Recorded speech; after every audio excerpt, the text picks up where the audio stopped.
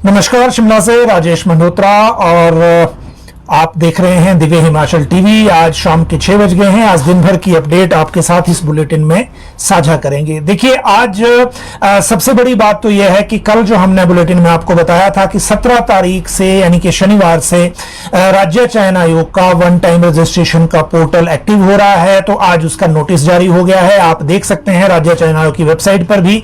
और कल से आपको नई भर्तियों या नई कमीशन की जो भर्तियां होने जा रही है उसके आवेदन, पदों के विज्ञापन और वन टाइम रजिस्ट्रेशन के अलावा रिक्विजिशन फैसिलिटी को लेकर क्या क्या चीजें अवेलेबल होंगी वो आज इस बुलेटिन में बात करेंगे। साथ में बात करेंगे ट्रेनिंग भर्ती की नियुक्ति के पहले 2 आदेशों की, जिसमें 144 लोगों को नौकरी मिली है। और ये जो नौकरी है ये 2 विभागों में दी गई है।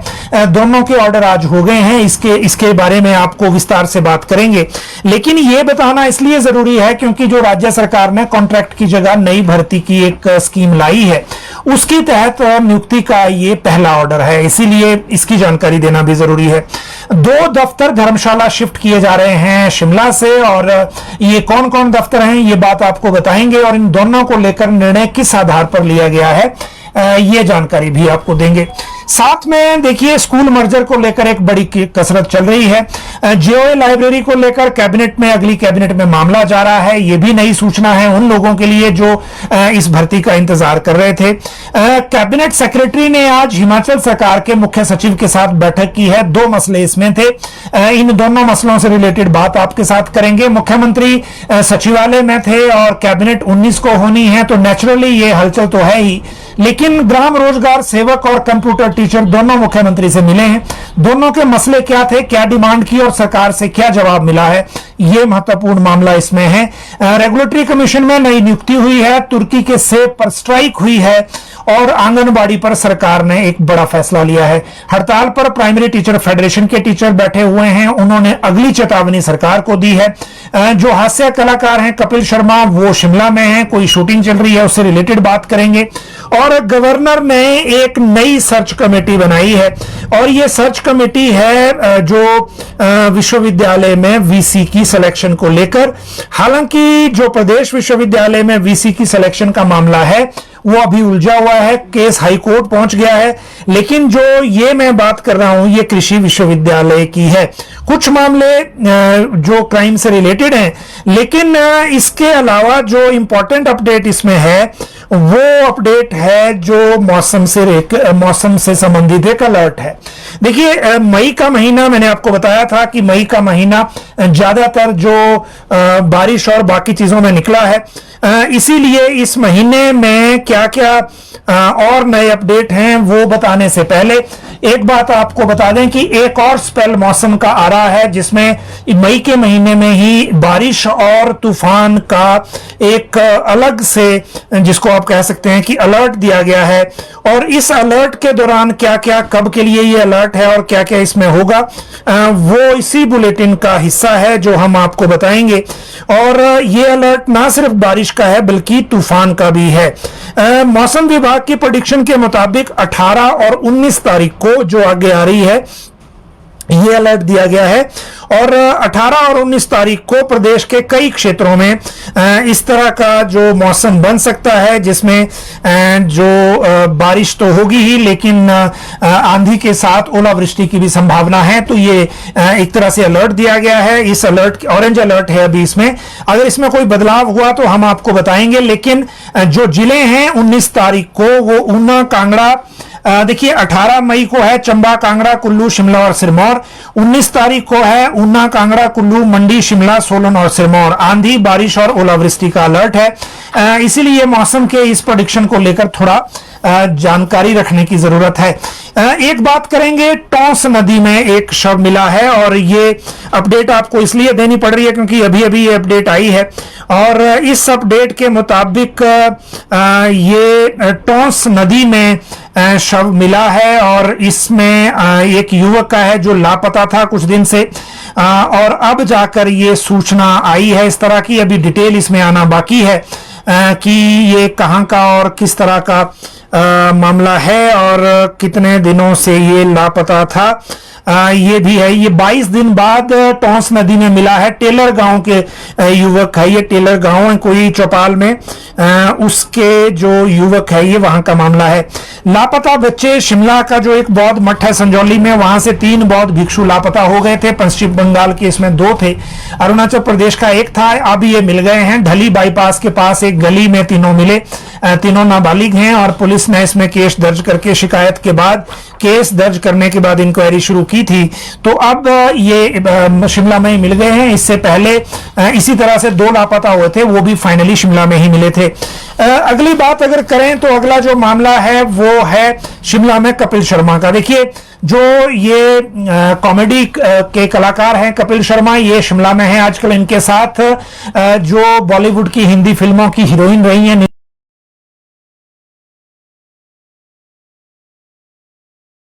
में, आज इन्होंने जाखू मंदिर जाकर वहां दर्शन किए और उसके बाद जो शूटिंग का काम है वो माल रोड पे अलग से चल ही रहा है। आपको लिए सिर्फ सूचना इसमें साझा करने के लिए है। वीसी की नियुक्ति के लिए गवर्नर ने एक नई सर्च कमेटी बनाई है। ये जो एग्रीकल्चर यूनिवर्सिटी पालमपुर को लेकर है, इसमें सर्च कम सिलेक्शन कमेटी बनाई गई है। कृषि विश्वविद्यालय पालमपुर के कुलपति के चयन के लिए गवर्नर शिव प्रताप शुक्ल ने, और इसमें डॉक्टर ML जट ये चेयरमैन हैं और सेक्रेटरी DARE और डायरेक्टर जनरल ICAR है, ministry of agriculture and farmers welfare, कृषि भवन न्यू दिल्ली। इनको सर्च कमेटी का चेयरमैन बनाया गया है। चंद्र प्रकाश वर्मा जो सेक्रेटरी टू गवर्नर हैं, ये चांसलर नॉमिनी इसमें होंगे। जो प्रोफेसर नवीन सेठ हैं, ये हैं farmer vice chancellor Gujarat technological university, इनको मेंबर बनाया गया है। तो ये एक अलग से मामला है, क्योंकि HPU को लेकर VC का चयन तो अभी हुआ नहीं। उस मामले में अब कोर्ट ने सरकार से सवाल पूछ लिया है, और इसमें जो सिलेक्शन कमेटी के चेयरमैन राम सुबक बनाए गए थे, उनको भी इसमें नोटिस आ गया था कोर्ट से उनको रिप्लाई फाइल करने का। तो ये मामला अभी काफी उलझा हुआ है अभी भी, तो इसके बारे में अभी कुछ कहा नहीं जा सकता। अवैतनिक अवकाश की चेतावनी प्राथमिक शिक्षकों ने दी है। देखिए, ये कई दिनों से हड़ताल पर हैं और ये हड़ताल शिक्षा निदेशालय के बाहर चल रही है। इस हड़ताल में हड़ताल के साथ साथ आज बाहरी राज्यों के जो शिक्षक हैं उन्होंने भी इनको समर्थन दिया है, लेकिन इन्होंने आज फिर कहा है कि सरकार चर्चा के लिए बुलाए, इस इम्पास को खत्म करे, नहीं तो आंदोलन भी बड़ा होगा और टीचर अवैतनिक अवकाश पर जाने को तैयार हैं। ये चेतावनी अभी दी गई है। इसके बाद आगे क्या होगा वो देखा जाएगा, लेकिन अभी भी कोई रास्ता इसमें नहीं निकला है। हालांकि आज PTF के जो अध्यक्ष हैं, उन्होंने जो ये एक अलग एसोसिएशन है संयुक्त कर्मचारी महासंघ के जो प्रधान हैं, उनको लेकर भी एक टिप्पणी की है, और वो टिप्पणी इसलिए क्योंकि मीडिया ने उनसे सवाल पूछ लिया था, तो उन्होंने उनको भी 2 टूक जवाब इसमें दिया है। और बाकी जो सरकार को लेकर है, तो इनका एक प्रिंसिपल स्टैंड है कि कुछ लोग सरकार को भ्रमित कर रहे हैं, जिसके कारण ये चीजें सारी हो रही हैं, और वो जो मसले उठा रहे हैं, एसोसिएशन जो मसले उठा रहे हैं, ये छात्र और शिक्षा हित में है। तो अभी तक इस पूरे मामले का कोई हल नहीं निकला है। ये अभी जो हालात बने हुए हैं, उन हालातों के मुताबिक अभी इसमें और जो बातचीत जब तक नहीं होती दोनों पक्षों में, जब तक कुछ भी कहना मुश्किल है। आंगनबाड़ी को लेकर बड़ा फैसला हुआ है, उसकी भी बात करेंगे, क्योंकि जो राज्य सरकार की तरफ से आज बताया गया है, इन्होंने ये कहा है कि प्रदेश में 18,925 आंगनबाड़ी केंद्र हैं। इनको आंगनबाड़ी प्री स्कूल में बदला जाएगा, मतलब को एजुकेशन प्री स्कूलिंग शुरू की जाएगी। ये केंद्र 3 से 6 आयु वर्ष के बच्चों को खेल कूद आधारित प्राथमिक शिक्षा प्रदान करेंगे। आंगनबाड़ी कार्यकर्ताओं को आधारभूत शिक्षा प्रदान करने के लिए ट्रेनिंग दी जाएगी, जिससे बच्चों को एक मजबूत एजुकेशनल स्टार्ट मिलेगी, मतलब शुरुआत वो अच्छी कर पाएंगे। ये बात राज्य सरकार की तरफ से कही गई है। अब इसमें किस तरह से आगे काम होता है, कब से ये काम शुरू होगा, जब इस बारे में कोई फॉर्मल ऑर्डर होगा तो हम उसकी जानकारी तब आपके साथ साझा भी करेंगे। और ये वैसे भी एक बड़ा फैसला है आंगनबाड़ी से संबंधित, तो इसके बारे में जो भी आगे चीजें होंगी इसकी जानकारी आपको देंगे। तुर्की के सेब पर एक स्ट्राइक हुई है, और ये स्ट्राइक की है हिमालयन एप्पल ग्रोअर सोसाइटी ने। इस सोसाइटी के जो महासचिव हैं राजेश धांटा और प्रतिष्ठित बागवान चेतन बरागटा, इनके साथ आज सोसाइटी के लोग पिछले कल ये मिले केंद्रीय जो कॉमर्स मिनिस्टर हैं पीयूष गोयल, केंद्रीय वाणिज्य मंत्री पीयूष गोयल से, और इन्होंने ये कहा कि तुर्की ने जिस तरह से इस बार व्यवहार किया है पाकिस्तान के साथ खड़ा होकर, दुश्मन देश के साथ खड़ा होकर, तो तुर्की के सेब को 100% बैन किया जाए हिमाचल में, इनके आयात देश में आयात रोका जाए। इनको आश्वासन दिया है पीयूष गोयल ने कि बड़ी जल्दी भारत सरकार इसमें मामला आगे टेकअप कर रही है और जल्दी ही कैबिनेट में इस बारे में डिसीजन होगा, और जो भी WTO की बाध्यताएं हैं उनको देखते हुए और जो देश की जरूरत है, देश की भावनाएं हैं, उनको पूरा करते हुए जल्दी ही तुर्की के सेब पर यह स्ट्राइक केंद्र सरकार करेगी, ऐसा कहा गया है। आने वाले दिनों में मुझे लगता है यह फैसला जल्दी होने वाला है। रेगुलेटरी कमीशन में एक नए मेंबर की नियुक्ति हुई है और इस नियुक्ति के साथ रेगुलेटरी कमीशन में अब 2 मेंबर हो गए हैं। आज रेगुलेटरी कमीशन में सिराज से कांग्रेस नेता विजयपाल सिंह को एजुकेशन रेगुलेटरी कमीशन के मेंबर के तौर पर नियुक्त किया गया है। इन्होंने इस नियुक्ति के लिए मुख्यमंत्री का आभार व्यक्त किया है। पहले ये सुखविंदर सिंह सुक्खू से मिले सचिवालय आकर, उसके बाद ज्वाइन करेंगे। ज्वाइन करने के बाद इन्होंने कहा कि उनके पास अनुभव है इस फील्ड में काम करने का, क्योंकि वो प्राइवेट सेक्टर में और एजुकेशनल इंस्टीट्यूशंस में इस तरह के पदों पर पहले काम कर चुके हैं। तो प्रदेश हित में और जो मुख्यमंत्री ने व्यवस्था परिवर्तन की जो एक प्रक्रिया शुरू की है उसमें वो अपना योगदान जरूर देंगे, ताकि उनको जो राज्य सरकार को उनसे उम्मीद है उस उम्मीद को पूरा किया जा सके। GRS और कंप्यूटर टीचर दोनों आज मुख्यमंत्री से मिले हैं। दोनों के मसले अलग अलग थे। देखिए, ग्राम रोजगार सेवकों ने मुख्यमंत्री से मुलाकात करके कहा कि केंद्र सरकार द्वारा हिमाचल प्रदेश के लिए बजट आवंटन को कम कर दिया है, इसीलिए ग्राम रोजगार सेवकों का वेतन समय पर नहीं मिल रहा। ये शिकायत इन्होंने मुख्यमंत्री से की है और सीएम ने इनको आश्वासन दिया कि हम इस बारे में या इस मसले का हल करने के लिए एक संभावना पर काम करेंगे कि क्या इनके लिए कोई रिवॉल्विंग फंड बनाया जा सकता है कि नहीं, ताकि एटलीस्ट इनका वेतन प्रभावित ना हो। तो ये मुलाकात ग्राम रोजगार सेवकों की थी मुख्यमंत्री के साथ, और दूसरी मुलाकात थी कंप्यूटर टीचर्स की। इनका यह कहना है कि 1191 पदों पर जो भर्ती होनी है, कमीशन की भर्तियां होनी है, उसका प्रोसेस सरकार जल्दी शुरू करे, क्योंकि कोर्ट में ऑलरेडी 2017 से 2024 तक ये मामला लटका रहा है और अब जाकर जब मामला वहां से सुलझ गया तो फिर अब भी भर्ती टाइम पर नहीं हो रही है। और प्रदेश में 1321 कंप्यूटर शिक्षक हैं जो पिछले 24 वर्षों से मजबूर होकर नाम मात्र के वेतन पर काम कर रहे हैं। कईयों की उम्र 48 वर्ष हो गई है। तो जल्दी इसमें सरकार प्रोसेस करे इस मामले को, ताकि इनको भर्ती का मौका मिल सके। ये इनकी बात है। अब कैबिनेट सेक्रेटरी की जो आज मीटिंग थी उसकी जानकारी आपको देते हैं। देखिए, भारत सरकार के जो कैबिनेट सेक्रेटरी हैं उन्होंने सभी राज्यों के मुख्य सचिवों के साथ एक बैठक रखी थी। इस बैठक में 2 मसले थे। पहला तो था नीति आयोग की गवर्निंग काउंसिल की मीटिंग जो 24 मई को दिल्ली में होने जा रही है, जिसमें मुख्यमंत्री सुखविंदर सिंह सुक्खू भी मोस्ट लाइकली बैठक में भाग लेंगे, क्योंकि उसी दौरान सीएम दिल्ली जा रहे हैं और भी 2-4 मसले इसमें हैं साथ में। तो ये मीटिंग वहां होने वाली है। इस मीटिंग में जो भी हिमाचल के मसले हैं वो मुख्यमंत्री रखेंगे। और इसी के साथ एक बड़ी इंपॉर्टेंट अपडेट ये है कि जो इस दौरे के दौरान जो 16 फाइनेंस कमीशन के चेयरमैन है उनसे भी मुलाकात होगी और जो केंद्रीय वित्त मंत्री हैं निर्मला सीतारमण, उनसे भी मुलाकात संभव है। तो ये एक बात हो गई। इसके एजेंडा, इसके पॉइंट्स, राज्यों से उम्मीदें और जो राज्यों के मसले हैं वो किस विंडो में उठाए जा सकते हैं, ये सारी बातें आज कैबिनेट सेक्रेटरी ने मुख्य सचिव के साथ हुई बैठक में की हैं। दूसरा जो मसला था इस बैठक का वो था चीफ सेक्रेटरी कॉन्फ्रेंस का। ये कॉन्फ्रेंसेस अलग अलग राज्यों में होती है, अलग अलग शेड्यूल इसका होता है। हिमाचल में जब रामसुभग सिंह मुख्य सचिव थे और जयराम ठाकुर की सरकार थी तो धर्मशाला में चीफ सेक्रेटरी का कॉन्फ्रेंस हुई थी पूरे देश की, और इसमें काफी चर्चा भी हुई थी और हिमाचल को शाबाशी भी मिली थी। इसी तरह से अगली जो चीफ सेक्रेटरी कॉन्फ्रेंस है उसके एजेंडा, तैयारियों और बाकी मसलों को लेकर ये आज कैबिनेट सेक्रेटरी ने बैठक की है। ये दूसरा मसला इस बैठक का था। कैबिनेट की बैठक में जेओए लाइब्रेरी का मामला जा रहा है। देखिए, कैबिनेट क्योंकि सोमवार 19 तारीख को है, मुख्यमंत्री सुखविंदर सिंह सुक्खू अध्यक्षता करेंगे और इसके एजेंडा को लेकर आजकल बातचीत चल रही है अलग अलग स्तर पर, और जो एजेंडा है विभागों के स्तर पर और बाकी चीजों के स्तर पर वो भी चल रहे हैं। इस एजेंडा में एक बात ये कंफर्म हुई है कि एजुकेशन से जूनियर ऑफिस असिस्टेंट लाइब्रेरी ये भर्ती की प्रक्रिया को लेकर भी मसला चल रहा है और ये मामला एजेंडे के तौर पर लाया जा रहा है कैबिनेट में ला, क्योंकि इससे पहले सरकार 770 के आसपास पोस्टें इसमें क्रिएट कर चुकी हैं। हालांकि उन पदों को भरने की अनुमति अभी भी नहीं है, ये अनुमति अभी ली जानी है सरकार से। मतलब पोस्ट क्रिएट हो गई है लेकिन परमिशन टू फिल नहीं है।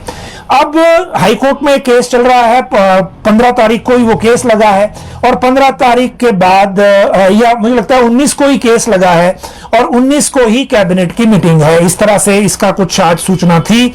अब इसमें जो सरकार कैबिनेट में सरकार के सामने कैबिनेट में विभाग एजेंडा ले जाने जा रहा है, उस एजेंडा में यह कहा गया है कि जिन स्कूलों में 500 से ज्यादा बच्चे होंगे सिर्फ उनमें पहले चरण में भर्ती की जाएगी। हालांकि इस एजेंडा के मुताबिक कैबिनेट फैसला लेती है या इस 500 बच्चों की जो शर्त है उसको कम कर दिया जाता है, ये फिर कैबिनेट में पता चलेगा। जहां तक राष्ट्रीय शिक्षा नीति की बात है कॉलेजेस के मामले में, तो अब सरकार लेट हो गई है। इस शिक्षा सत्र में जो जून से एडमिशन शुरू होगी उसमें अब मुझे नहीं लगता कि राष्ट्रीय शिक्षा नीति को लागू किया जा सकेगा कॉलेजों में, क्योंकि कॉलेजों ने प्रोस्पेक्टस छापने हैं और 19 तारीख की जो कैबिनेट है उसमें भी एनईपी का मामला नहीं आ रहा है। तो यह मसला होता हुआ दिख नहीं रहा। तो इस सेशन में भी राष्ट्रीय शिक्षा नीति कॉलेजों में शायद नहीं होगी।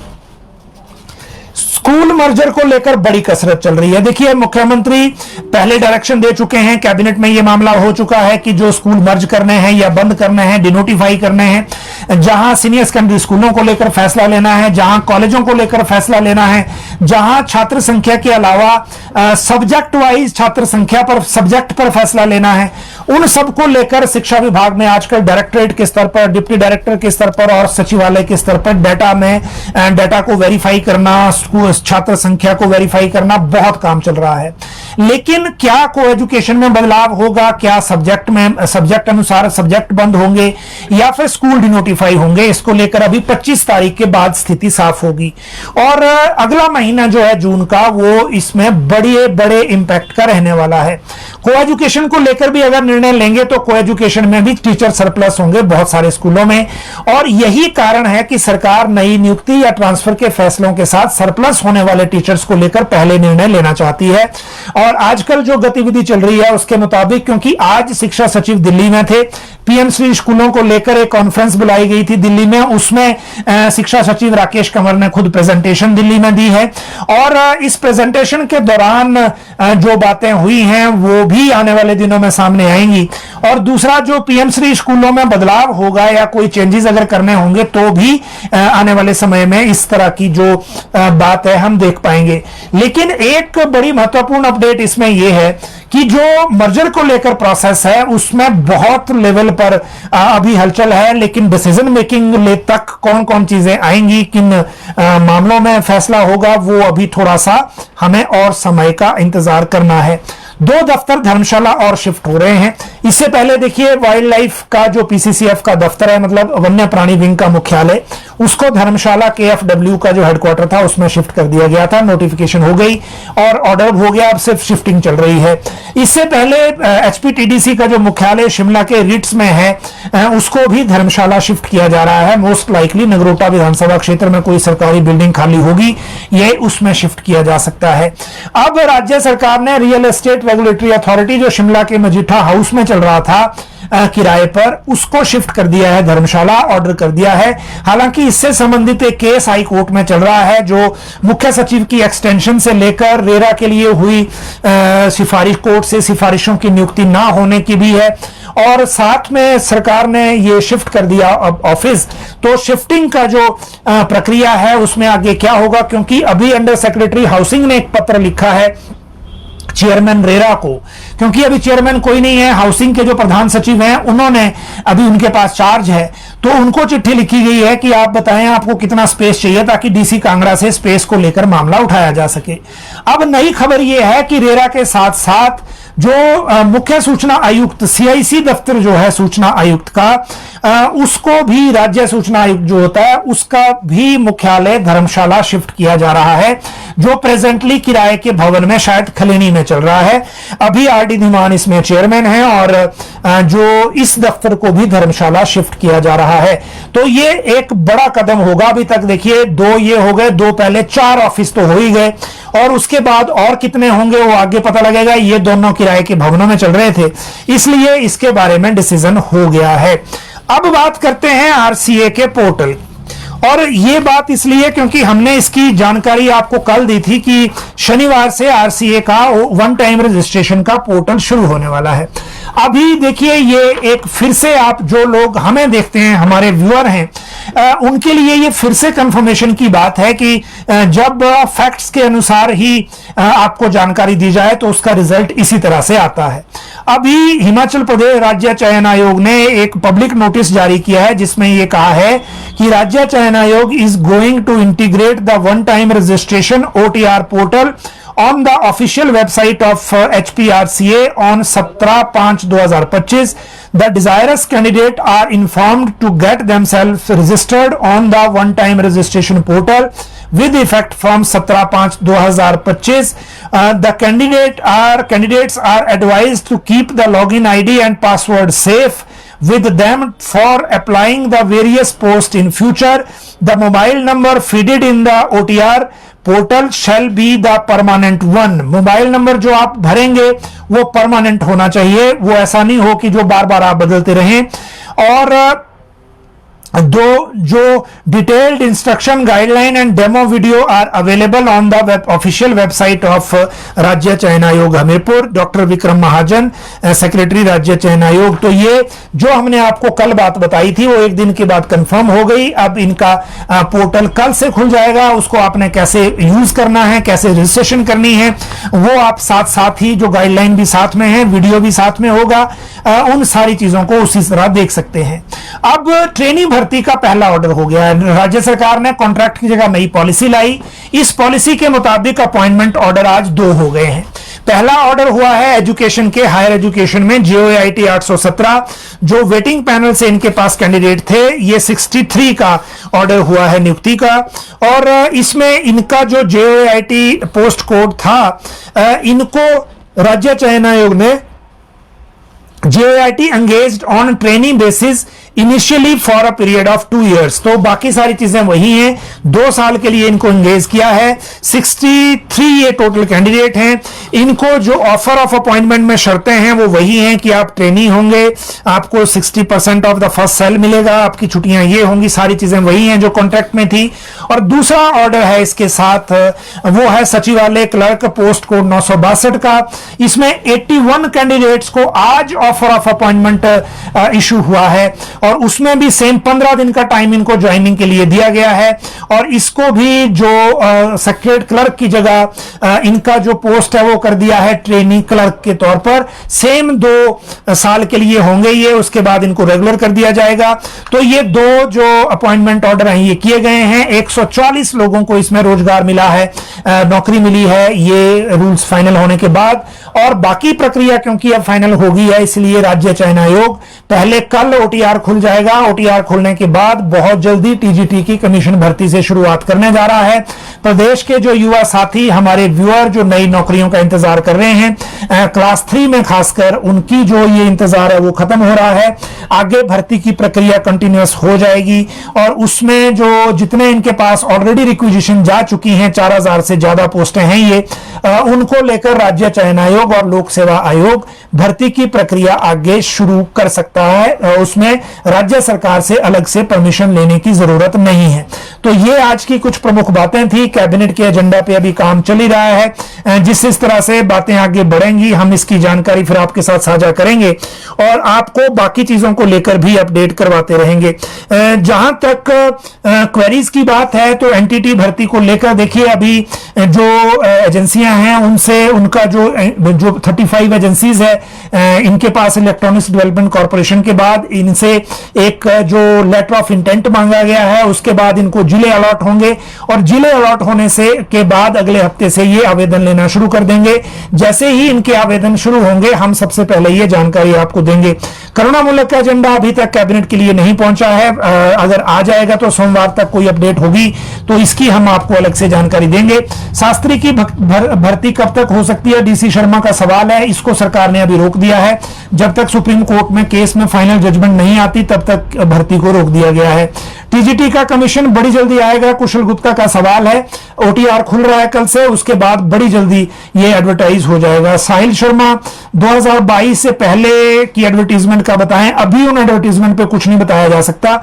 जब तक पहले टीजीटी निकल जाए उसके बाद कि क्या शेड्यूल इनका रहने वाला है उसके लिए आपको थोड़ा इंतजार करना पड़ेगा। राहुल ठाकुर कह रहे हैं क्लासिफिकेशन ऑफ पोस्ट की नोटिफिकेशन के बारे में पता करें डीओपीटी से, कब तक नोटिफिकेशन होगी। क्लासिफिकेशन ऑफ पोस्ट की नोटिफिकेशन, में इस सवाल को समझा नहीं, थोड़ा आपको और विस्तार से इसको बताना पड़ेगा कि किन पोस्टों की आप बात कर रहे हैं। और 2022 से प्रीवियस एग्जामिनेशन एडवर्टीजमेंट की अभी तक साहिल शर्मा कोई अपडेट नहीं है। पहले टीजीटी आएगी उसके बाद इसमें आगे देखेंगे कि क्या होगा।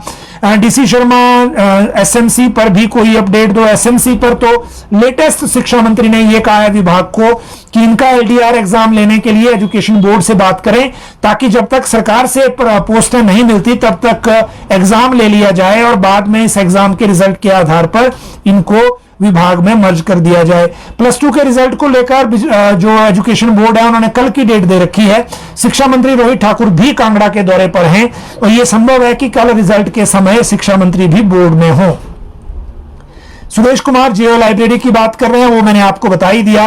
817 का रिजल्ट कहां देखें, 817 का रिजल्ट नहीं है, 817 का जो वेटिंग पैनल से रिजल्ट आया था अपॉइंटमेंट का, वो उनके अपॉइंटमेंट ऑर्डर आज हायर एजुकेशन की वेबसाइट पर डल गए हैं। जेबीटी से टीजीटी प्रमोशन को लेकर शिक्षा मंत्री ने प्रमोशन के सारे मामले थोड़ा फास्ट करने को कहा है, लेकिन अभी इसमें टाइम लगेगा। रोहिन वर्मा रिटायरमेंट एज की बात कर रहे हैं, तो रिटायरमेंट एज को लेकर तो अभी कैबिनेट के दिन ही पता लगेगा, अभी तक फाइल आगे एजेंडा की नहीं गई है। SMC teacher LDR exam Yashpal Suryavanshi, ये मैंने आपको बात आगे बता दी। हायर ग्रेड पे को लेकर अभी तक कोई न्यूज है नहीं। कमलकांत शर्मा का सवाल है, अगर आप लोगों ने मसला उठाया है किसी डिपार्टमेंट स्पेसिफिक का तो वो बताएं ताकि हम उसकी फाइल को चेज कर लें। पोस्ट को 980 का अभी कोई नई अपडेट है नहीं। न्यू पोस्ट जो कैबिनेट से भी मंजूर नहीं हुई है उनके लिए पॉलिसी बन गई है, नहीं उनके लिए अभी कोई पॉलिसी नहीं है बलबीर ठाकुर जी। उसके लिए फ्यूचर कोर्स ऑफ एक्शन के लिए अभी राज्य सरकार ने बताना है कि कैबिनेट सब कमेटी काम करेगी इस पे कि पर्सनल ने पॉलिसी बनानी है, तो अभी उस पर कुछ कहा नहीं जा सकता। जेबीटी कमीशन टीजीटी के बाद आएगा, बंटू ठाकुर का सवाल है, आपको थोड़ा अभी इंतजार करना पड़ेगा। Principal promotion doctor Kishorilal Sharma पूछ रहे हैं, लेकिन इसमें अभी प्रमोशन लिस्ट में थोड़ा टाइम लगने वाला है। डायरेक्शन हालांकि दी गई है इसको जल्दी करने की, मुझे लगता है नए सेशन के साथ ही होगा सब कुछ।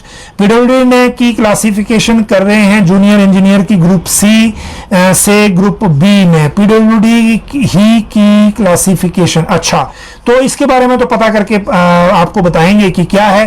वाटर गार्ड को लेकर शशि चौहान जी, कोई नया ऑर्डर अभी है नहीं जब तक जल शक्ति विभाग को नई पोस्टें नहीं मिलती राज्य सरकार से। 1500 इसमें जो है वो डेली वेजर्स में कन्वर्ट होने हैं, लेकिन अभी तक जो राज्य सरकार से पद नहीं मिले हैं, तो ये अभी तक का अपडेट है। बाकी सारी चीजें पंचायत वेटरनरी असिस्टेंट जगदीश कुमार कह रहे हैं नई अपडेट अभी है नहीं, रिटायरमेंट हो गया। और जेई सिविल एचपीडब्ल्यूडी की जल शक्ति की क्लासिफिकेशन के रिगार्डिंग नोटिफिकेशन होगी डीओपीटी से। चलिए, ये राहुल कुमार जी इसके बारे में पता करेंगे, नया सब्जेक्ट है, मुझे इसका पता नहीं था और इसके बारे में पहले पता करेंगे फिर आपको बताएंगे कि इसमें क्या हो सकता है। और एक पूछ रहे हैं सागर वर्मा जी, हाई कोर्ट की पीएन पोस्ट का क्या हुआ? वो हाई कोर्ट की वेबसाइट पे आप देखें, क्योंकि ये बाकी चीजों को शेयर नहीं करते, तो उसके लिए इंतजार अभी आपको करना पड़ेगा। एक आंगनबाड़ी को लेकर सरोवर ठाकुर कह रहे हैं कि आंगनबाड़ी का मामला पूरी तरह क्लियर करें। ये आज एक्चुअली एक सरकारी प्रेस नोट था जो मैंने आपके साथ डेटा शेयर किया। इसके बारे में जो ऑर्डर अलग से है वो भी हुआ नहीं है, जैसे ही ऑर्डर होगा तो आपको विस्तार से इसकी जानकारी देंगे नोटिफिकेशन के आधार पर। Narendra Rajput inter district transfer की बात कर रहे हैं, तो उससे आपको अभी बचना चाहिए, क्योंकि ये जो ट्रेनिंग पॉलिसी है कहीं बाद में आपकी रेगुलराइजेशन इसमें ना उलझ जाए, तो ये इंटर डिस्ट्रिक्ट को लेकर राज्य सरकार ज्यादा इंटरेस्टेड नहीं है। ये आज की कुछ क्वेरीज थी। आपके पास भी कोई और सवाल हो तो इसी कमेंट बॉक्स में करें ताकि हम इसका रिप्लाई आपको दे सकें। आप सब लोग लाइव जुड़े, बहुत बहुत शुक्रिया।